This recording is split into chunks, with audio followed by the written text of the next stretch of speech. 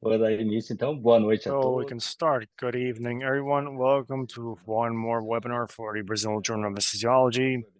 Today, webinar is going to be very special, interesting regarding a specific theme for cardiac surgery, reaching roles and the outcomes regarding anemia in heart surgery. It's a very relevant case.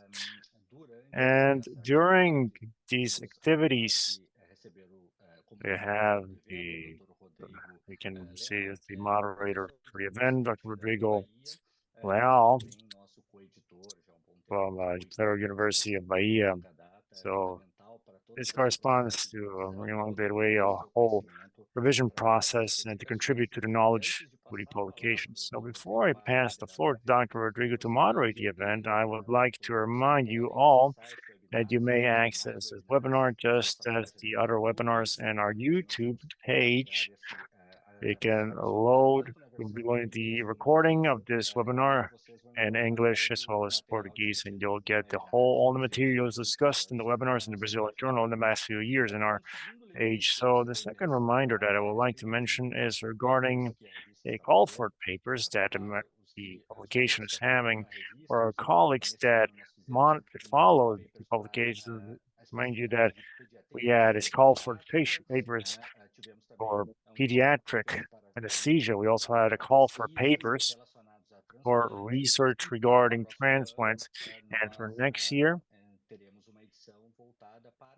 we will have addition for perioperative medicine. And this call was for articles within perioperative magazine, perioperative outcomes.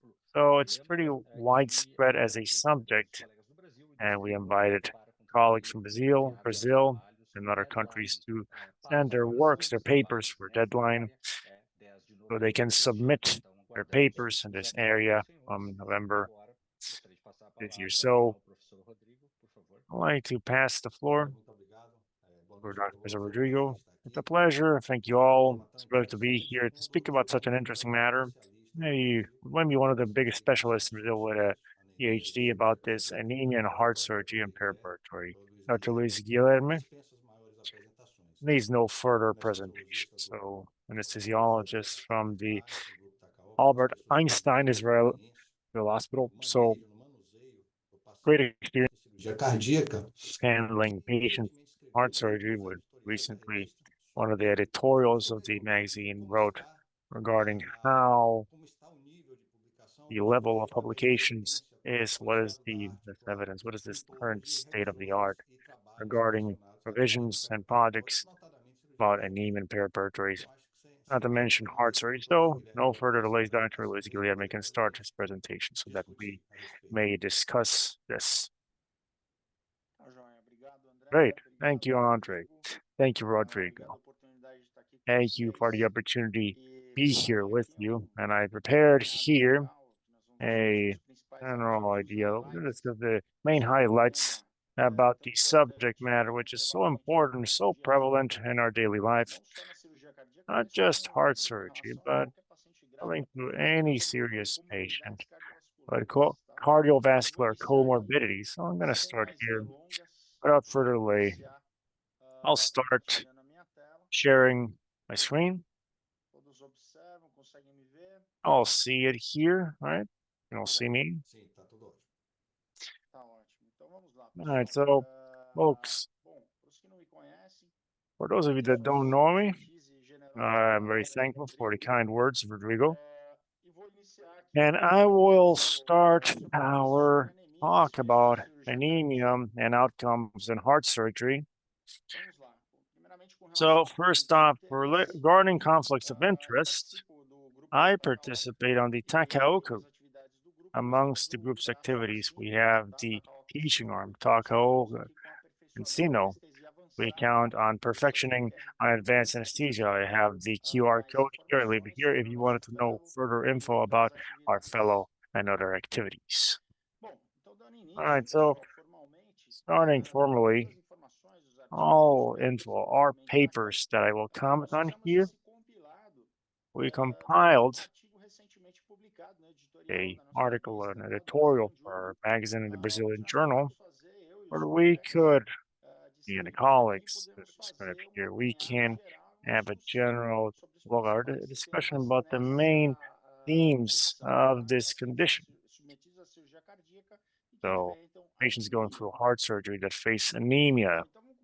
So start speaking about the particularities. First off, what is anemia according to the WHO? It's important for us to really understand this, keep this in mind. Anemia is considered below 3 grams per deciliter and below 12 deciliter per deciliter for women, 12 and 13. So the patients go for heart surgery is very high. It varies from 16 to 54%. 5.5% of these patients in the population, they present serious anemia, which is defined as an HB below 10 grams per deciliter. So the problems, what are the main challenges we face? First off, what are the implications of perioperitory anemia for these patients, for the population of patients with heart surgery? So the second important point, what are the transfusion triggers? And we're going to mention that there's a large mass, a critical mass, only observational, showing a worsening. We have a lot of RCTs, especially in the past 5 to 10 years, plus a large mass of evidence regarding observational studies that based and gave room to the hypothesis, generation of hypotheses that we could RCPs can be generated, continue to be placed in practice. So here I put a general summary about several of the main studies in this theme in this area, and you can see all of them with observational design with a large number, large numbers, a few projects here like the circulation involving more than 10,000 patients. And hard outcomes, harsh outcomes, the mortality, transfusion, ICU time, time for breathing, mechanical breathing, kidney dysfunction, a big predictor for mortality, vascular accidents, reoperations. Delirium, less work density, speaking about delirium and anemia. Moving on, look at the amount of observational studies that we have here, free RCTs. You'll see that começaram a surgir muito after mais 2010, we started to have a lot more randomized clinical trials because of all the hypotheses that observational studies generated. And you can see that the outcomes are very important. This will have a lot of trials in the future. General manner of speaking, critical HB, then we activate the transfusion, start a transfusion. It tends to be around 7, and I think that this chart contained in this article here from 2012, it very well illustrates why. You can see here in the answers a number of 22%. Be the cut of 7.5 grams per deciliter of HB. You can see that all of the main outcomes, so breathing failure, heart failure, mortality, strokes, all of them start to increase exponentially when you pass the frontier of 7 grams per deciliter. So it's not for nothing that all the projects ethically end up putting down because of this evidence. The lower cut, the lower transfusional cut, that's 7 grams per deciliter. So you have a large increase in mortality, more mortality starting from this cut of hemoglobin cut, just 7.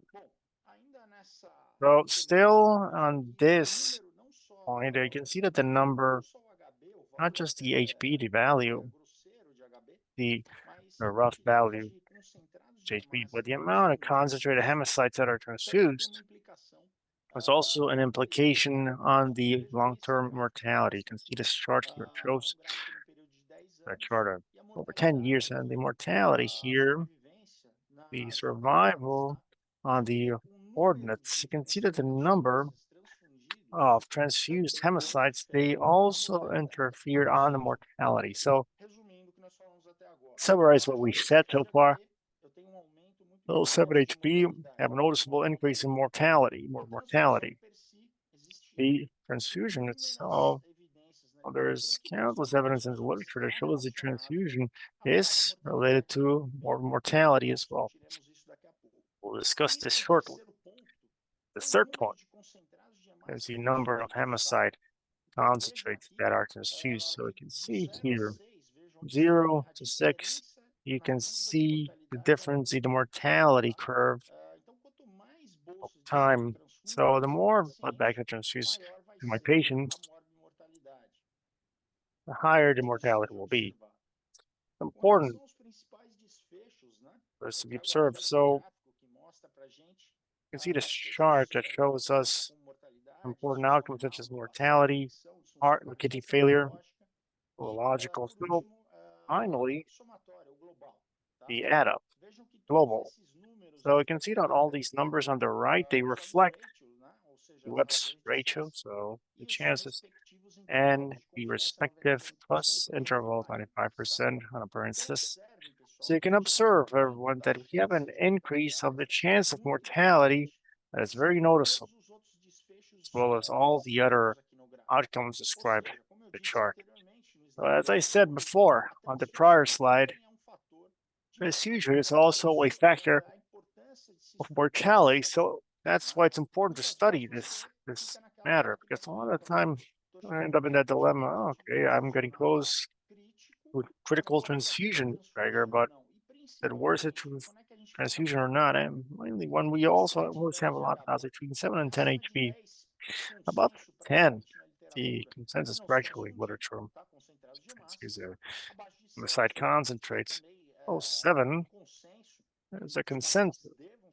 Patients must use, but between 7 to 10, we end up in a gray area. It's really worth it to individualize this here. So we will now be analyzing these projects and we'll see what literature tells us to help us in this decision making. I think it's important. We'll need a risk-benefit relation, transfusion benefit, where we have a safety zone, as it shows here in the chart. We don't have to see the relation between the hematite and the mortality. The hematite has very low mortality, increases exponentially, not just mortality, but all the outcomes for organic dysfunction with a high hematite. This also occurs. We have a lot of incidence of infection or heart failure, congestive heart failure, among others. I mentioned the biological risk as well as immune modulation. So it's very important for us to be able to work in the safety zone, honoring the need or not for the transfusion of hemocyte, use of drugs, diminishment of reincident operations, mortality predictors, and the use of blood recuperation systems, intraoperative cell saver, for instance. Right, so now I move to the circulation article, 2008. Observational work, a cohort study where there was an adjustment, small parenthesis, the observational studies are one different from what we have in clinical trials. You can control for the variables, especially the non-observed ones. The observable ones also have a control activity, but the non-observable ones have a big problem when we can't use randomization, which is a big benefit, be bigger trials. So we had this mathematical adjustments, also be able to know what are the comparable individuals in the restrictive transfusion group, but the liberal transfusion. So we did this adjustment where we monitored 3,500 patients that went through heart surgery. The inclusion criteria of the cohort was patients below 12.5 grams per deciliter of hemoglobin. So the outcome that we analyzed, there was a compost outcome involving intrahospitalar mortality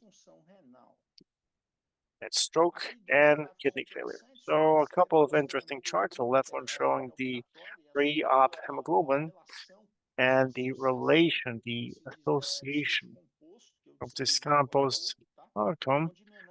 As I said recently, where lower levels of preoperatory globulin are associated to a lot more worsening of these hard outcomes, mortality and heart failure, kidney failure, sorry.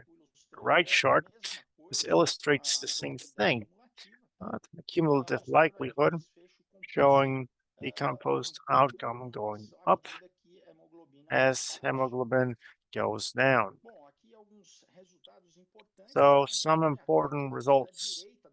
Like right side of the table, we already have the adjusted data for matching as I described beforehand.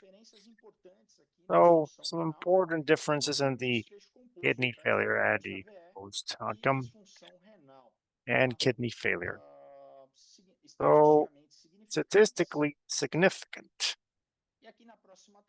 And the next chart also showing here the adjusted and non-adjusted relation between preparatory anemia and the compost outcome study here. Everything showing mainly the score matching, which will be the most fair, the slower, the lowest comparison will have comparable individuals or close the ideal.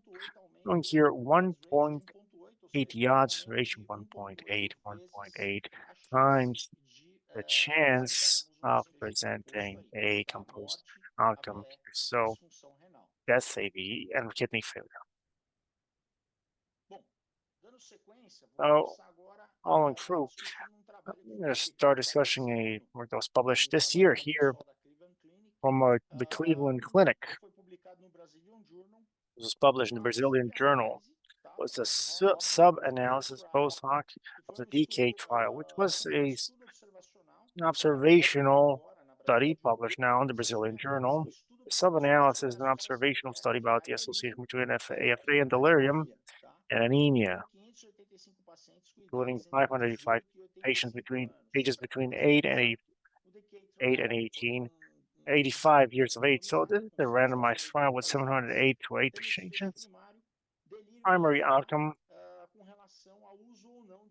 regarding the use or not of dexmedetomidine. So just so you know, there was no result that was statistically significant, but we put here in the Brazilian Journal the sub-analysis of this DK trial, as I said before. Então ele fez 3 cortes de hemoglobina, tá? So 3 hemoglobin cohorts between 8 and 11 and above 11, or observational study, as we said before. It's subject to the bias of non-randomization. This is a study, it's a sub-analysis of an RCT. It was not designed for these outcomes. This is commented on in the paper, but the association between hemoglobin, as the primary outcome, which was delirium, did not show itself to be statistically significant. Our ASA ratio was hypox close to 1, and the primary outcome was not statistically significant. So the study could not have an association between the hemoglobin level and delirium or FA. Now I'm going to go into the bigger trials about anemia and outcomes in heart surgery, starting with the next trial. And it's a classical work, very well cited in the literature, published in the New England Journal in 1999. We studied 838 pacientes de terapia intensiva com anemia. Os pacientes acabaram sendo divididos em patients dois. ended up being separated into 2 groups. The first one was the restrictive group, which received transfusions, the HbN9, and the liberal group, which had transfusions to keep between 8 and 12 of hemoglobin.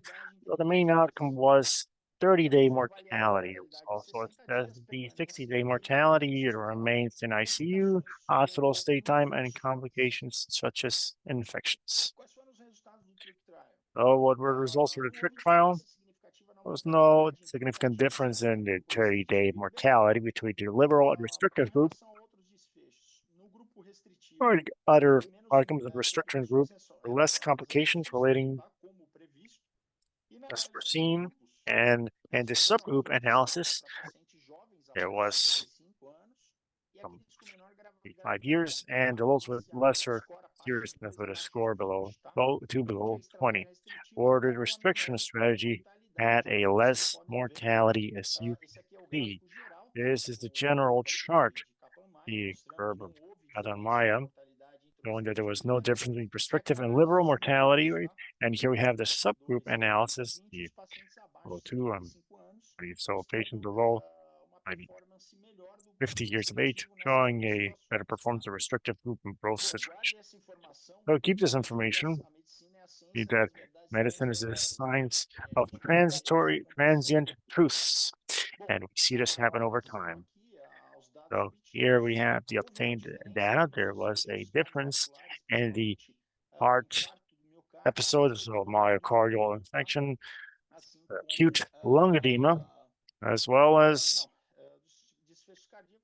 all the heart outcomes and the acute edema and the incidence of these two restrictive group.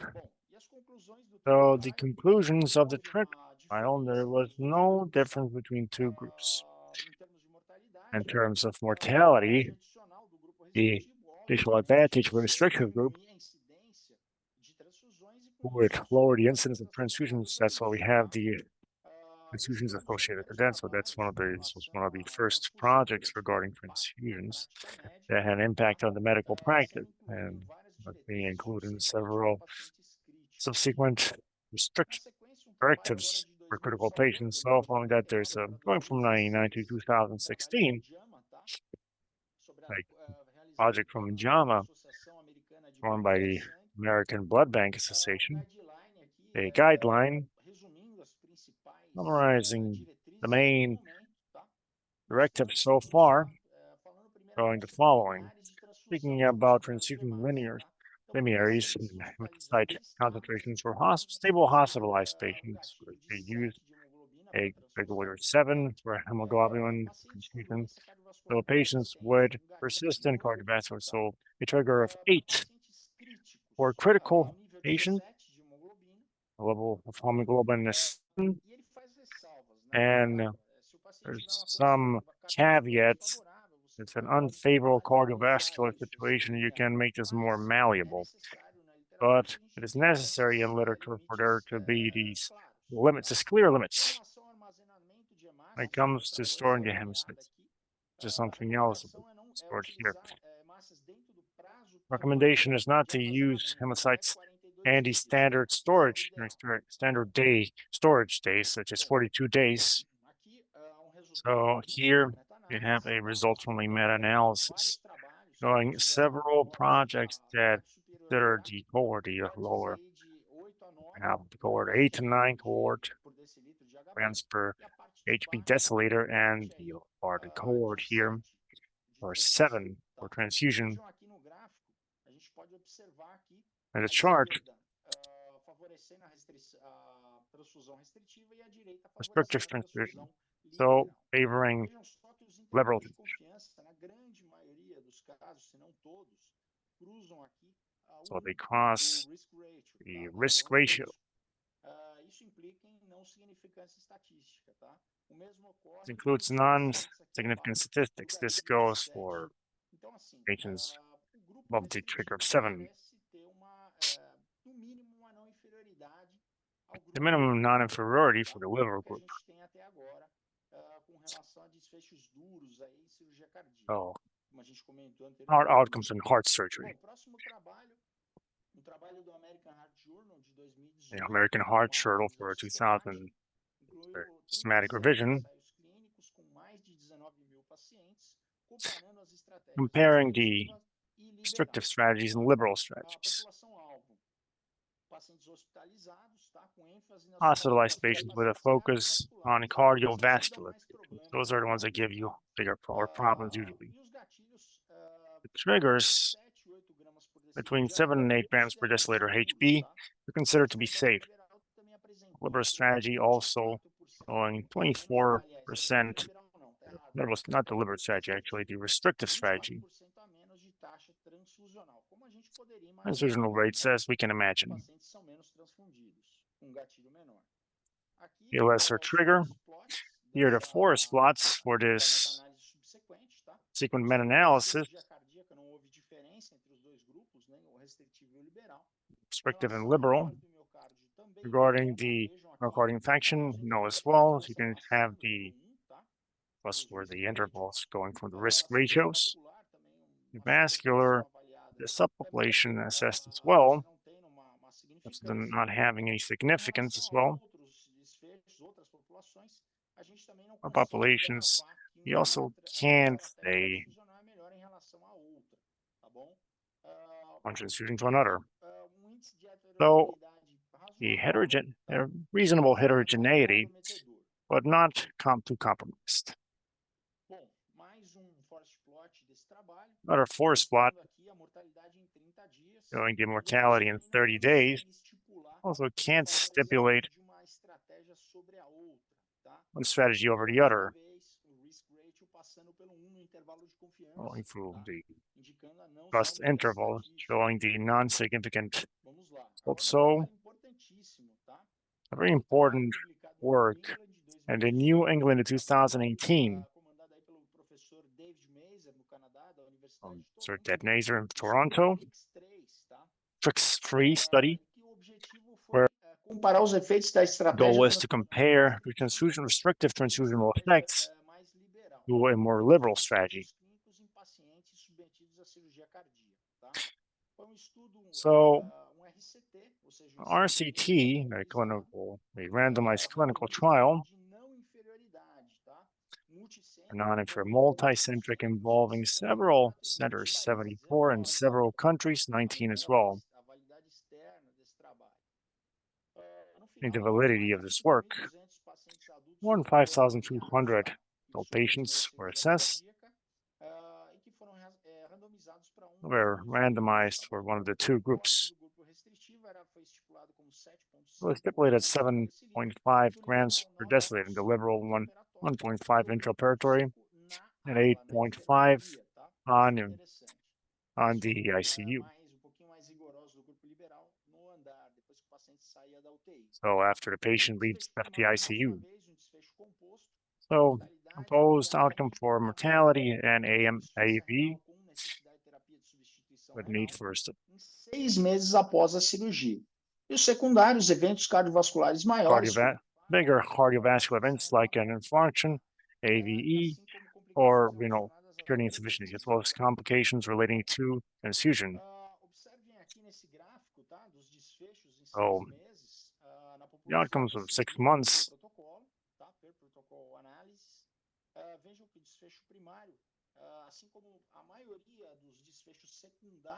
For the majority of the outcomes, not too like a significance. See the odds ratio, all of them going through 1, as we commented beforehand regarding the risk ratio. We have the reason of chance.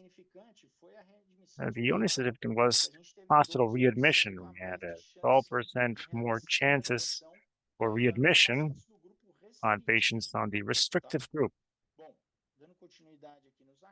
So moving on with our findings, the Kaplan-Meier curve showing the non-statistical significance between the two transfusional strategies. Here, showing the forest plot for all these outcomes here. We can attempt here for age, where patients, younger patients below 65 years, mainly, they seem to have a statistical significance, not a statistical significance. There's a significant preparation. So there's a difference in the association between age and outcomes here on the restrictive group. So age and transfusional strategy. But this study, well, first off, this is a sub-analysis. This was not an outcome. It was not the main outcome where we can show the sample. We need to talk about generating hypotheses and not primary findings of the study. At this in our minds, we understand the following. It seems like the younger patients benefit from a more liberal strategy. So I say once again that this an exploratory kind. A trial was not designed to detect this type of effect. So this is based on future studies, as we will comment. But you can keep this information. We have so far that there was no difference between the transfusional strategies for the main outcome, which is the compost outcome as described. So, starting for a JAMA trial from 2021, the reality trial, very important project in France for Ducroc, where we had a randomized clinical trial, a randomized clinical trial, multicentric and non-inferiority trial, including 678 patients with an acute myocardial infarction and anemia. I define anemia as an HB below 10. So for these 678 patients, 668 patients were randomized in two groups, a restrictive group, which received blood all on one hemoglobin, one below 8, and the liberal one, where they got an hemocyte concentrate below 10. So primary tests, occurrence of cardiovascular events was higher. Morte, per month, death, reinfarction, the need for urgent revascularization, regulates, and secondary outcomes, mortality, adverse events for transfusions, and hemorrhage complications. So were the main findings of this trial relating to vagal cardiovascular events. The incidence of vagal cardiovascular events 30 days was similar between two groups. 11% on the restrictive group, 14% on the liberal group. So average of minus 3%, indicating the non-inferiority of the restrictive strategy.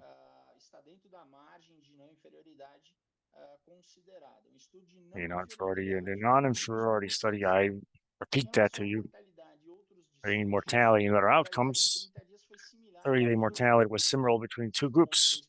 5.6 was restrictive, 5.7 was liberal. There's also no significant difference in reinfarction, rates, stroke, or a need for urgent revascularization. Regarding the safety of the restricted period, was a bigger association or lesser association with blood transfusion, as would be expected, able to reduce risks related to transfusion. This was also found on the American Association for Blood Banks, which I cited before.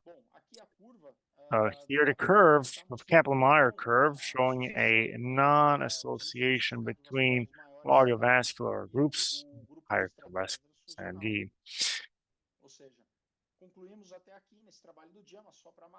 So just to tie up the strategy, restrictive strategy, a liberal strategy. So important meta-analysis analyzing the subgroup from TRIX3. I'm not going to show you this, but this was done by a group in Canada. We have our forest plot, where we selected 4 studies at CRIT, Reality, TRIX, and AMI. So there's a sub-analysis for TRIX3 and patients from acute myocardial infarction. Have a statistical significance relating to the vagal cardiovascular events and the transfusional strategy. So here, we have the literature about the required knowledge regarding the mortality. It's the same thing. The transfusional, regarding the myocardial infection, same thing. There's no significance. And regarding the vascularization, well, the 4 hard outcomes analyzed here by the meta-analysis,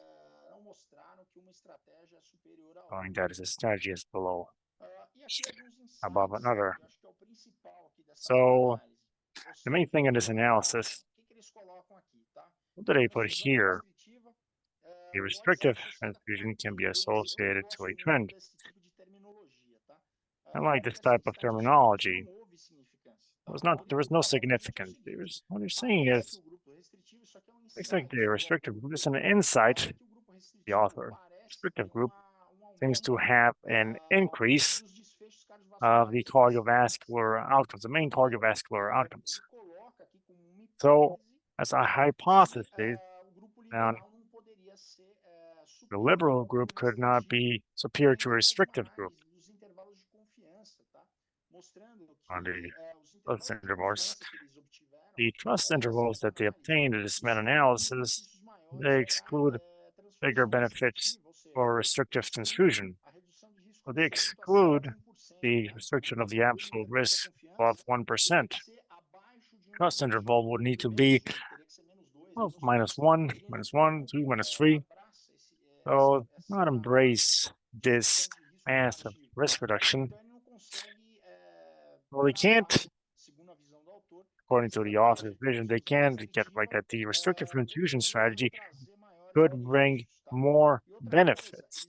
First thing, this interval for important cardiovascular outcomes with myocardial infarction disease goes up to 9% in a month and up to 6% in the case of a myocardial infarction. So they can't exclude important incidences of absolute risk importance for the patients. So above 6%. So it says that there may be something that must be studied better here. They're not satisfied with the results. Right. Another work from JAMA 2023, where they analyze the restrictive liberal strategy in several outcomes: myocardial infarction, heart failure, bleeding, infection, thromboembolism, delirium, and transfusional incidence. No. So, change over to you for a minute. The linears don't have a clear significance for all these outcomes, excepting the transfusion or the restrictive group. Transfusional, tá? Destacando aqui incidence, pointing out here I call it myocardial infection. Here, the forest plot, most of the work can't establish predominant strategy relating to the other. So other projects, 4 cut from 7 to 7.5. So risk of bias, several types of bias. See here, high incidence of biases that are observed here, of insufficiency. What are the triggers, transfusional triggers for here? So hospitalized patients, 7 HV. So for heart 7.5 for orthopedic patients. And for it's really a gray area for knowledge. So here it says that the heterogeneity of the results, the trust interval with a higher limit, it's harmful for the patients, so it makes up 4.4% on the higher limit of the trust interval. So considers that even though there is no statistical significance for a strategy as well as the other, it's a trust interval that goes through a different area. So moderate from 2 to 5. It puts us down as a point of attention, and now they have the MITCH trial, which is a new work from New England 2023, RCT of superiority different from the prescribed RCTs, and involving patients that are older than 18 years old, AN and HB 110. So it's my good answer that question that those folks in the meta-analysis already had their ear itching. And then we have 2 arms. Cutoff for transfusion 7 to 8, and a liberal, the second parallel arm, and cutoff for transfusion HB below 10. So the main outcome of this trial is or death in 30 days. Let's see.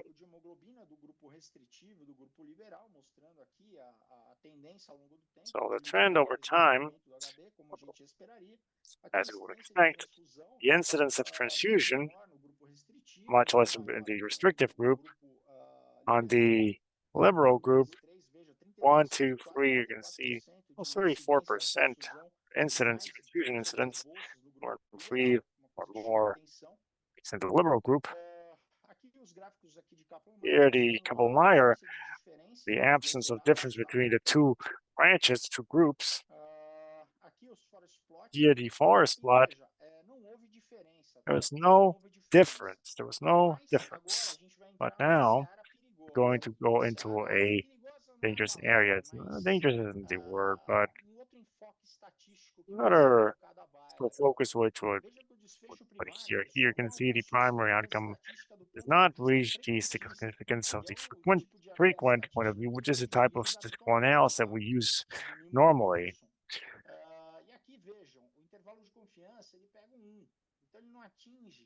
So I don't reach the statistical significance. The P was 0.07. So the secondary outcomes are also insignificant. So also here we have similar results.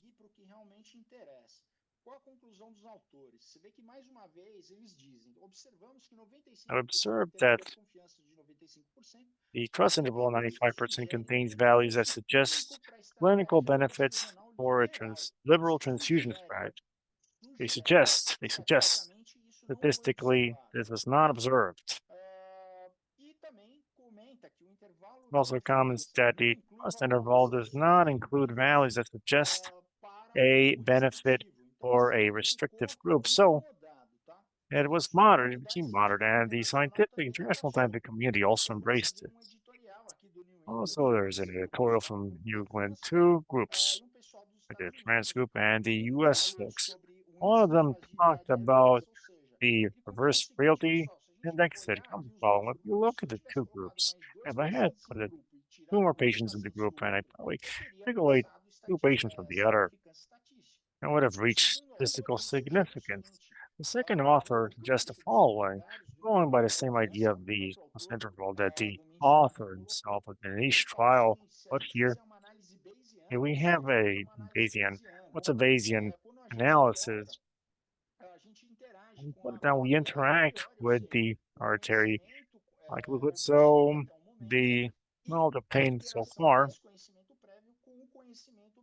as the knowledge gained by the project. So these two will give me a posterior probability, which is the ABZ Bayesian inference. We don't talk about trust intervals, we talk about gradability intervals as well as the Bayesian rating. We don't talk about P. So you can see there's three analyses. An informative prior, considering the absence of prior knowledge. We don't have significance. Well, not significance. Our credibility interval is not important. So does not have statistical importance. So regarding the skeptical point of view, you can see that the priority knowledge doesn't talk about benefits or damage. Over this, the results, you can see that there is the credibility interval between 0.96 and 1.5. So it's still not significant. Here in surgery, use 97 to 832, 0.93. Doesn't go through 1 without statistical relevance. But when we consider the priority knowledge from the enthusiastic point of view, considering that you can have damages, at the whole criticism of studies that talk about damages on the restrictive strategy, and they cross it over with the results from this next trial, which I just mentioned. We have this curve here, which is this purple curve here, So we can see this dotted line here on the free chart. This dotted curve is the equivalent to a risk ratio of 1. So I pick up the whole area of the likelihood posterior curve, is this purple one here, the one. So it will obtain, you have that has a likelihood of 9.98% having an effect, and the interval of credibility can be 1.05 to 132, so they can obtain a statistical relevance on the Bayesian analysis, showing that the liberal transfusion, the point of view of Bayesian analysis, presents risk for the patient. Liberal diminishes risk, restrictive infringes on risk.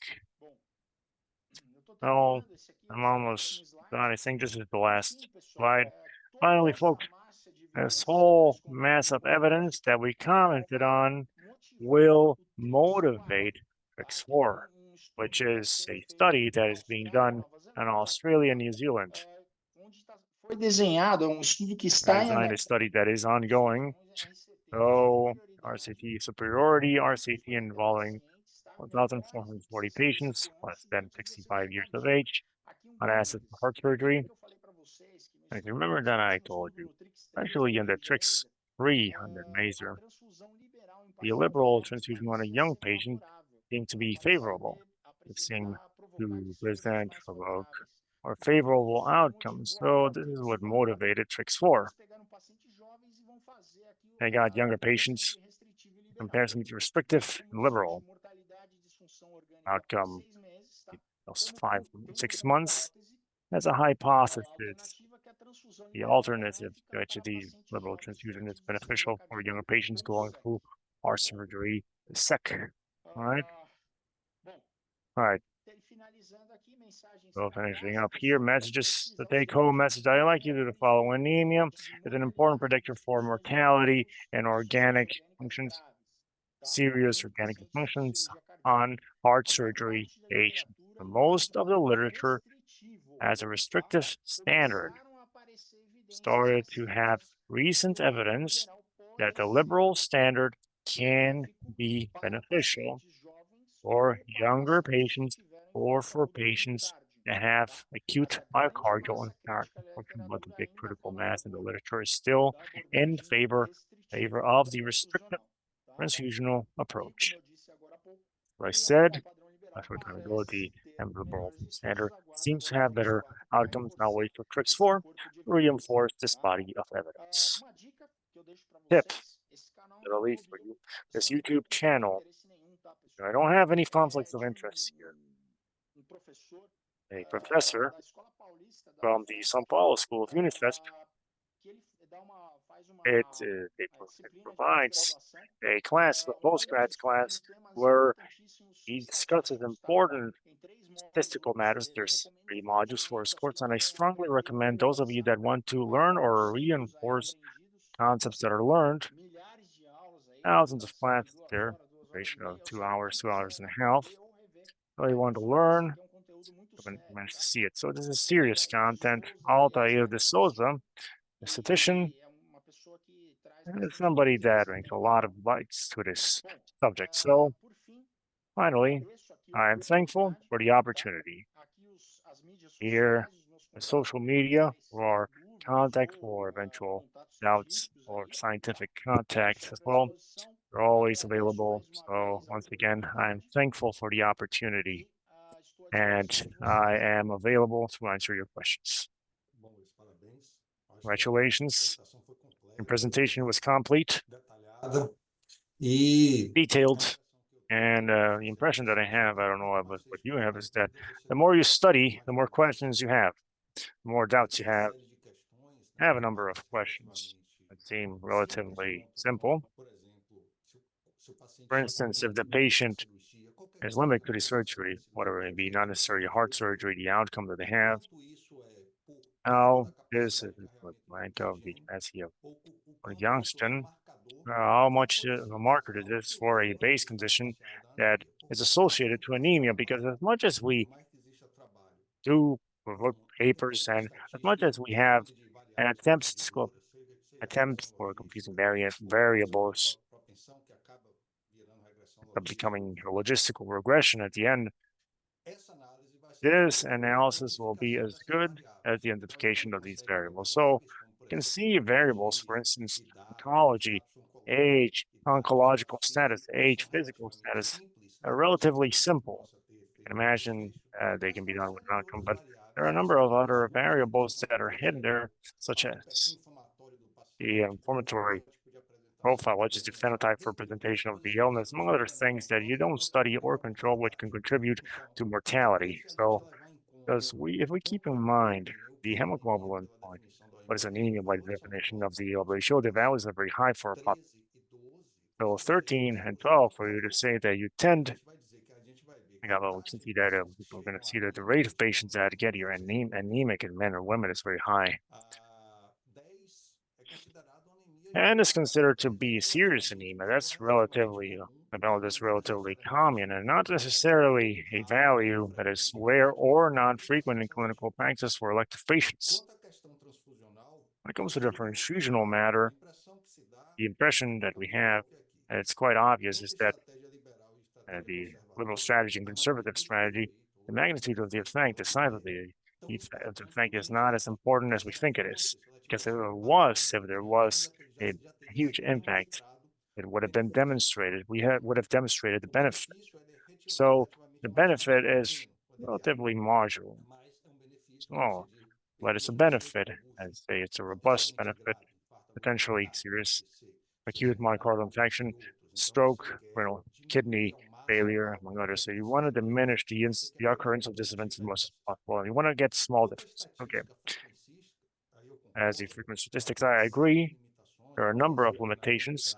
Asian long term is better, especially on semantic revisions, because you are updating probabilities. You're always, as the data increases, evidence accumulates. You change the verisimilitude, and that you change the posterior probability, and you're fine. And so credibility intervals, they get more narrow as you increase evidence, which is good. It becomes that now the effect magnitude, the defect size becomes more accurate, so to speak.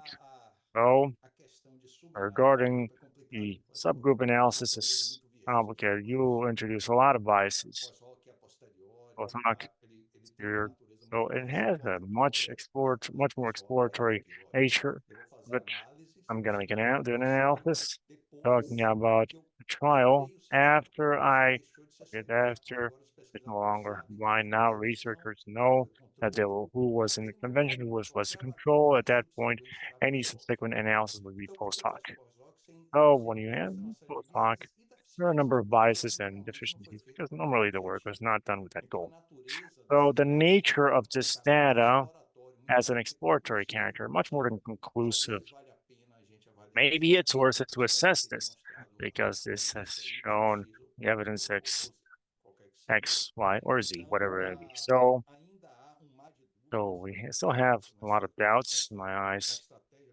And the strategy, what is the best strategy to be taken to use these values?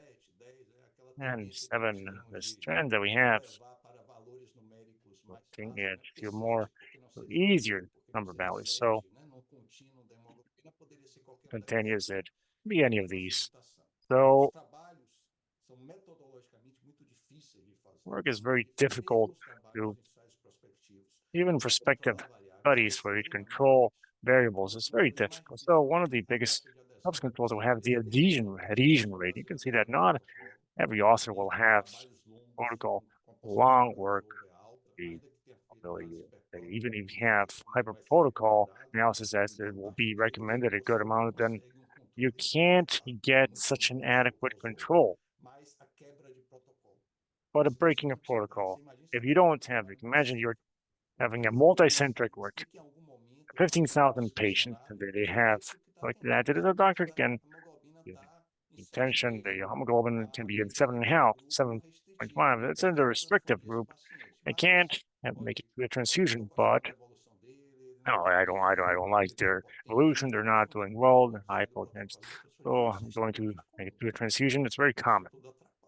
So this is all the problem. So the question I ask, seeing all these complications, all these difficulties, analysis difficulties, what is, I'm going to ask you to give your personal impression. I'm focusing on recommendations, whatever they may be, knowing your personal experience, at which you and your practice, everything you studied. What do you understand today as being the best strategy for individualization for the patient? Well, I work almost every day with heart surgery. And we see is try to obey these two limits, 7 and 10. Well, 7 you don't do transfusions, above 10, above 7 transfusions, below 10. No, but start between 7 and 10, that's a gray area. That's where we really are going to ponder whether it's worth it to use blood or not. Our incidence of transfusion is low. Our incidence of transfusion is low. But especially in or elderly patients, patients that come in with a kidney failure, which is a violent mortality predictor. If you have drugs going up, if you have the lactate figuring, you have low venous saturation, that's a patient that tends to be more liberal. And I say that the evidence that is coming up, the latest projects that I mentioned here, they seem to have a bigger correlation from the pragmatic point of view with reality. We see that these patients, they benefit from blood. So we must avoid to give them this, but for those that need it, you need to transfuse. You can't delay it too much. Recently, I cited an example to you. A patient that we had a lung transplant, she was a Jehovah's Witness.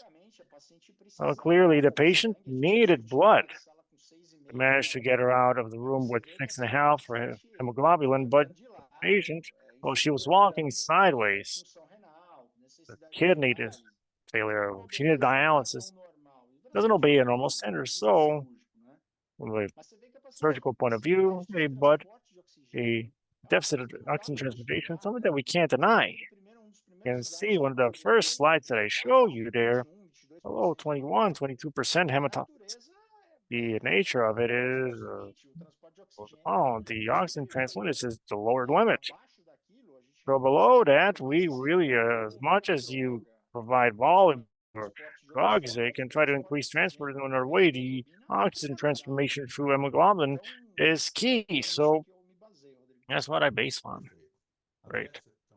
Andressa, you have a question? Can you hear me?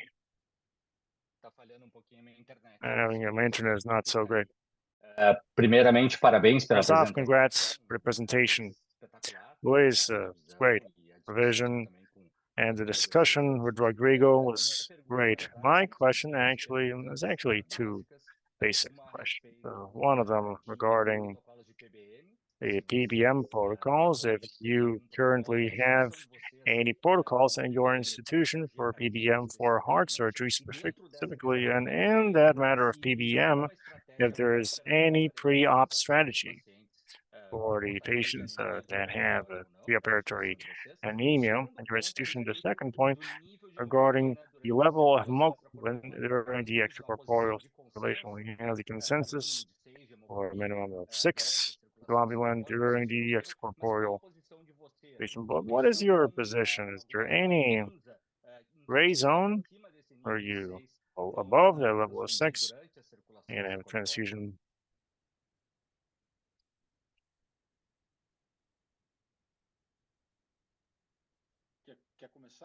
Do you want to start, Rodrigo? You want me to speak? So looks like where I work is protocol based actually according to the patient, a critical patient that a higher risk patient at preoperatory risk due to the characteristics of the patient themselves, where's the state they're in. the management of preoperative hemoglobin is a big problem. We need to have time for that. Not just time, but resources. There's a point, for instance, as long as the reposition of oral iron was pretty simple, cheap, easy. When you start to advance on the protocols or civilization of preparatory globulin, erythropoietin and silic iron, we see a difference because there's one question: who pays? Who's going to deal with the cost? How's going to work first? You can't just do this anywhere. You need to patient in turn, even if it's in the ambulatory, regime hospitalar a ambulatorial. hospital regime. Erythropoietin is relatively expensive, and matter of activation and time, we start to have problems or surgeries of the oncological state, whatever it may be, if there's surgery self-cart. So it's a big problem that you see on the preoperatory management for these patients that show up when hemoglobin above 15, or usually collected before the surgery, or the intraoperatory reposition within pre-established criteria. So this is what I think about EM is much more a logistical matter and for this patient beforehand. Public services are tougher sometimes. Regarding hemoglobin of the extracorporeal situation, this has a possibility of huge amount of work in a situation where the machine compensates depth during a situation that has low oxygen consumption. The patient is hypothermic, because you need lower pressure and a maintenance of a relatively high flow. You don't know for certain what is the minimal value. And it's an inevitable. You can see that an excess of transfusion and extracorporeal circulation is also associated with post-op complications. We use this as well. 6-7 is a value, of course. Here we're talking about. Well, it's important to tell the audience about heart surgery in adults. We're not talking about heart surgery, pediatric heart surgery on patients that were in polycystic cell or cyanotic heart failure. So that's another situation. Luiz, relating to our practice, the pre-op, more than anything, a reposition of iron, be it oral or for other nutritional optimization. Patients go through a nutritional manner for multi-professional assistance. Getting to fusion, we end up not using this for logistical matters and cost as well. We tend not to. It's very common to get patients at 15 hemoglobin. A lot of young people, we've seen this between 40 and 50 years of age, revascular. That's the metabolic syndrome is impressive, but intraoperatory for blood, selenium, there's solid used doing immunolytics, end up giving preference for panic-stemming acid. Possibly we don't have it anymore, but that would not be the case. Patients with kidney failure end up using the acid. I think that's it. And as I said, most of 80% of the patients don't transfuse. Saber, we can compare the most, at least favorable patient, we can get back 250 in surgery mLs with a hematocyte of 45%. I actually meant to recuperate 1,500, but on average, it's 300 milliliters for the patient. Another thing regarding the levels of the ideal hemoglobin levels, the second important point is an interesting point. Actually, I think that the projects that consider transfusional strategies, they should have a separate analysis inside and outside the site, because it's like Rodrigo said, but in the second, it's a physiological, completely different physiological situation. The hypothermic, hemodiluted, they have anesthesia, right? But the hemodilution and temperature, completely different. Heart surgery is the only indication of medical practice that you have a hemodilution of the guy goes from 45 to 22 to 2 in seconds. I think that's a crazy situation in medicine. And one thing that I saw a lot, well, hospital I worked in Sao Paulo, I'm not going to say the name as the public institution. A lot big trial happened, published on a very high impact patient, and the hemoglobin cut, as with the other projects as well, because they don't say anything, they don't discriminate. We see is that it was in general, with SEC or out of SEC, they just consider the HB levels that they measured, gasometry. This introduces a noticeable bias, as Rodrigo said during the extracorporeal situation. There's a lot of stuff we don't know. What's the ideal? The arterial pressure. We have studies showing the ideal levels, showing that taller people and so on. What is the amateur grade? What is the population that would benefit the most? You see that TRIX4 that I mentioned? That younger patients, they benefit from a liberal strategy. Intuitively, I could say, no, the elderly, they need more blood, and they want ready to, whoever hasn't thought that before, go to first stone. But it seems like the body of evidence that is being formed seems to get the opposite. I think it seems that older patients need a more restrictive position, and the younger, a more liberal one. You need to wait for the next chapter, as I said at the start. Medicine is the science of transitory truth. And I think that the mind is that this will dominate publications, not just impact factors, H index, and the Bayesian analysis. Keep an eye on the Bayesian analysis because it will knock down a lot of false prophets who get knocked down in world literature. Considering the preparatory knowledge, it's the one that you got in your work, we'll manage to obtain, for instance, Bayes factors, where we really managed to know if it was obtained at work, the paper is important. Another thing, the null hypothesis has a lack of evidence. You have a Bayes factor below 1, I'm not going to go too in depth. Keep in mind that the Bayes factor, the Bayesian analysis is here to stay. We're going to abandon frequency analysis? No, because especially when we don't know evidence, frequency analysis can help you form a priority. So keep an eye on these components that we discuss here. I agree. I think more and more we'll have more Bayesian relevance of the p-value or relevance of the credibility intervals. We will see some crucial differences in the Bayesian analysis with frequency analysis and Bayesian analysis. Much more intuitive, even though we learn frequency Bayesian is much more intuitive. Like a car, you learn to drive it on a stick shift. If you drive first time on automatic with the stick shift, it's so much simpler. One of them makes the move forward, the other one brakes. So it's much simpler. So it's going to be more or less that. Doubts will remain. Good thing we will keep them because those that are sure of things don't know about things. If you have a doubt, that means you're on the right track. You have enough ignorance. You have enough knowledge to know about your own ignorance, being aware of how little you know. Andre, do you still have a question? Just one quick question, practical question.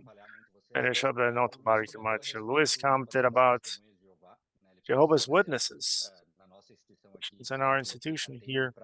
He actually attend for heart surgery for Jehovah's Witnesses.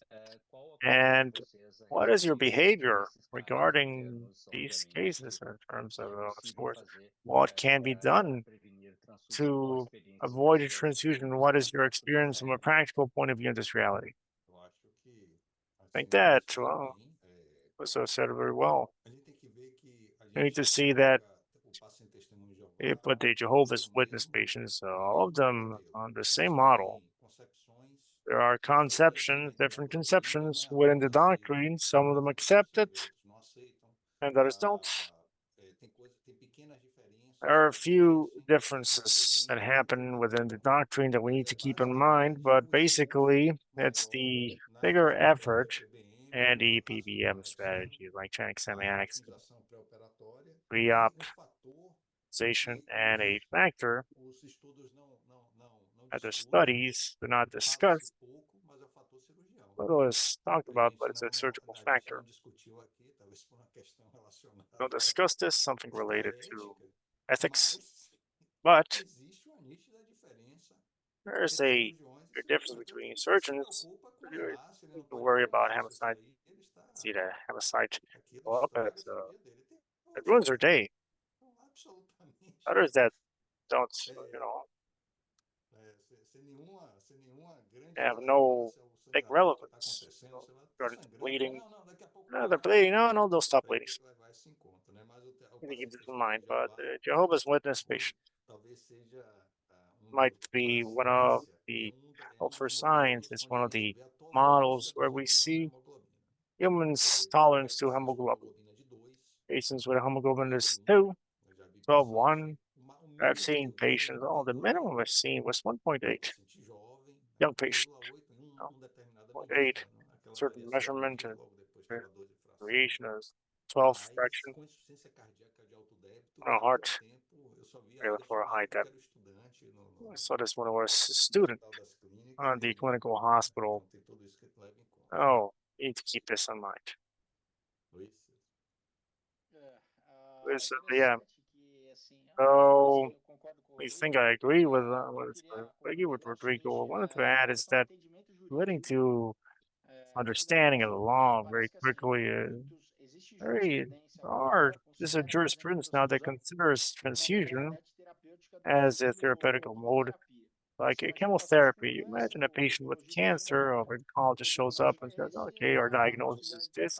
Possibility of treatment is chemo." All right. Patient turns around and says, "No, I don't want it. I don't want to get it." So they must, the hospital where I work, they must sign terms of agreement for not receiving blood. Now, from the point of view, to have a negative outcome, that's up to the patient. It's a constitutional right, an act, constitutional act, but just as it's difficult for you to see the patient dying in front of you. It's a tough decision to provide blood or not. I've never gone through something like that, thank God, but imagine that it must be a tough decision.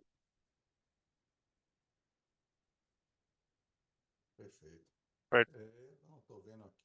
I see no questions. So Q&A. Andre, anything else? No, it's congrats to both speakers. Great presentation, as we already. Thank you. We are the ones that are thankful to Dr. for a great presentation, great editorial, and for collecting this recent data, what is about to come.